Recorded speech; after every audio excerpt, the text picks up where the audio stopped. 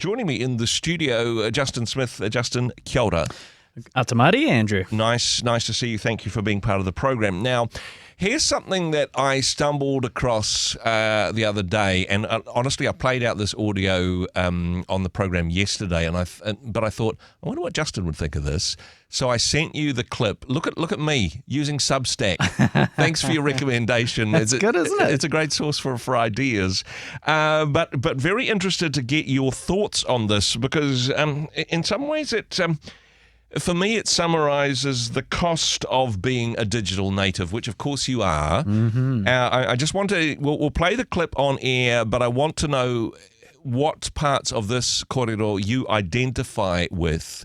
And love to get feedback from listeners as well. 8168 is the number to text. Start your thoughts with the first word comments. Love to get your feedback on this one. But hey, let's have a listen to this. This is, I think...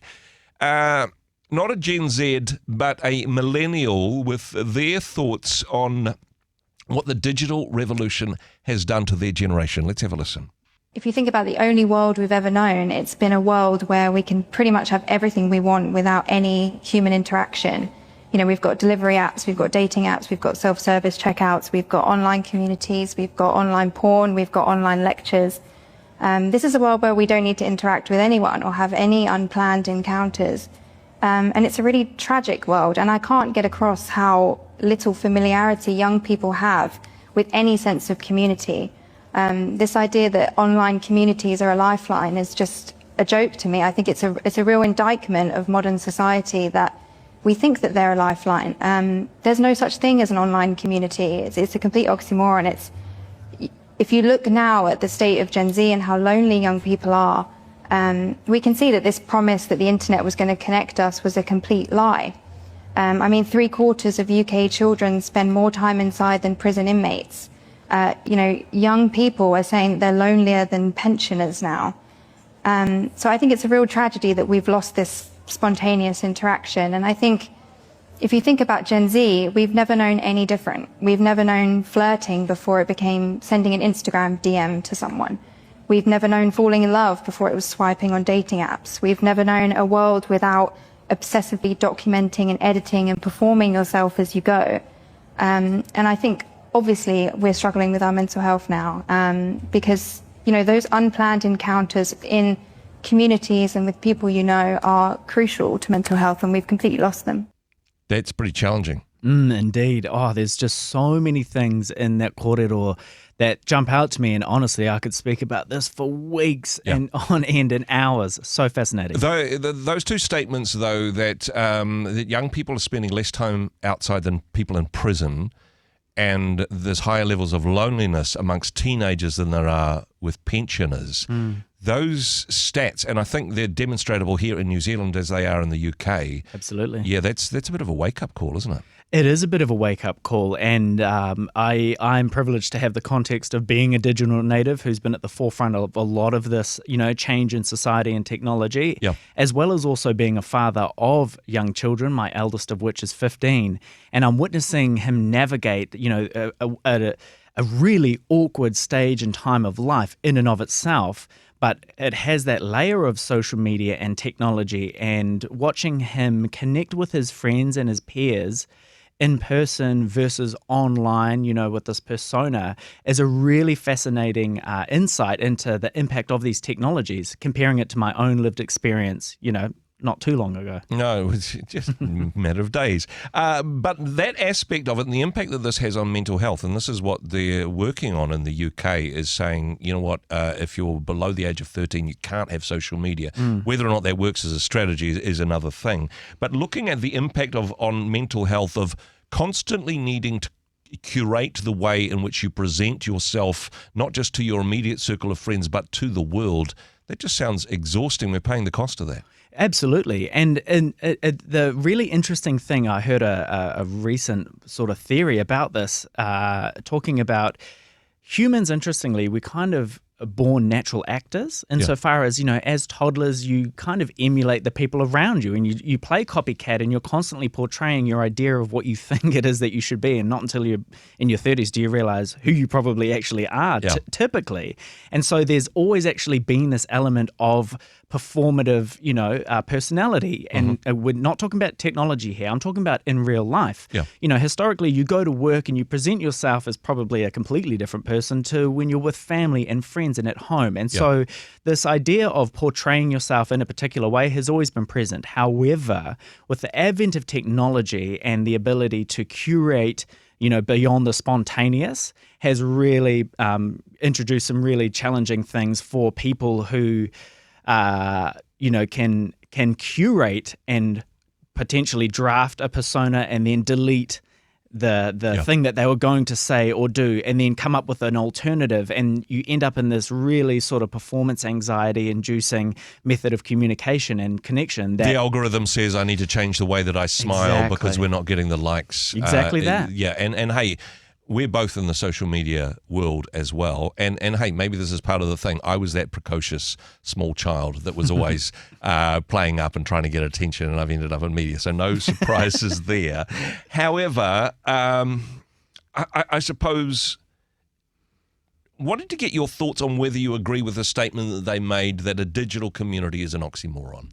that actually you cannot have real community in a digital space. This is the world in which you live. This is what you earn money for. Does she have a point? She absolutely has a point. And I take issue with the sort of hyperbolic, version of there's no such thing as digital communities. Yeah. The reality is, yes, there is. However, they are incredibly limited in comparison to real community that exists offline.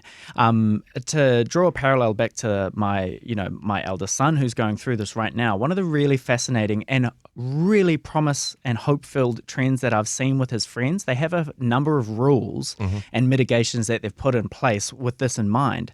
They hang out all the time. They're chatting online when they're not hanging out in person. Yeah. And one of the things that they've instituted is a rule called no headphones at a hangout, no phones at a hangout. Wow. So in complete, opposition to a lot of the trends that have bettered themselves in, they're actually at an age and a generation where they are being told how bad these things are, and they're going, you know what? When we're hanging out together, two or more in the same room, even if they're just reading books or doing whatever, there is absolutely no phones unless it's being used for the purpose of communications, the thing that it should actually be used for.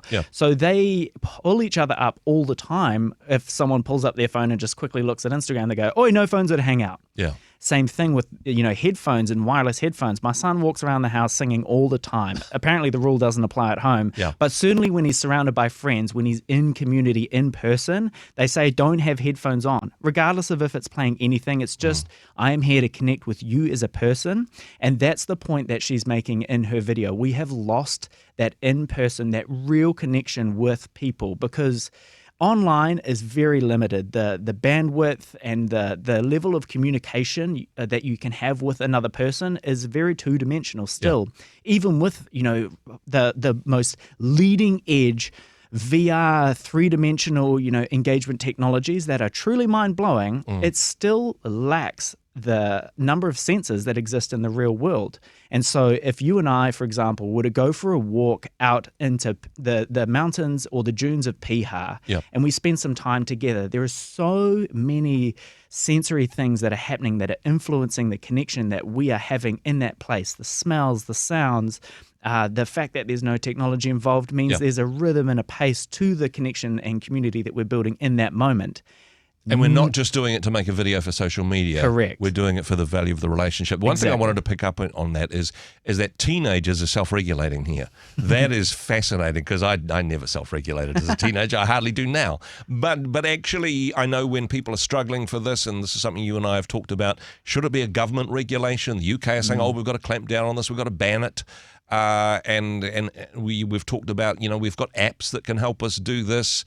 But actually to work it out relationally, for the Gen Zers to go, you know what, this isn't working for us. Let's create our own rules. Let's discipline ourselves there's certainly a lot of hope in that. Yeah, exactly. And let's be honest, we still struggle to make our bed and empty the dishwasher. But, it's they have their own level of self-interest in preserving their connection with each other that motivates them to do the things. But yeah, that's the personal accountability level. I mean, to touch on the regulation thing quickly, I think, again, you're never going to have a rule that is just blanket perfect for every scenario. Technology changes all the time.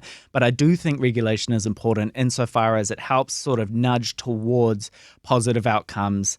And, we're making steps, whatever that is, even if the path isn't illuminated, as long as we're doing something that's, the guardrails are loosely putting us in the relative right direction. Yeah.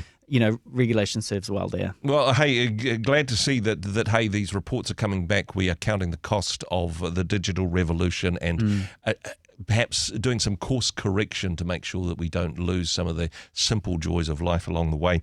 Justin, appreciate your thoughts, your comments. Thanks for joining us on the program. Anytime.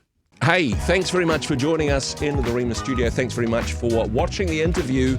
It's kind of nice to have an audience, actually. And if you did like what you watched, then do give us a like, do give us the thumbs up. And if you'd like to see more interviews like that one, or perhaps even better, subscribe and those interviews will come straight to you. Don't forget to turn on your notifications, and we'll see you in the next one. Cheers.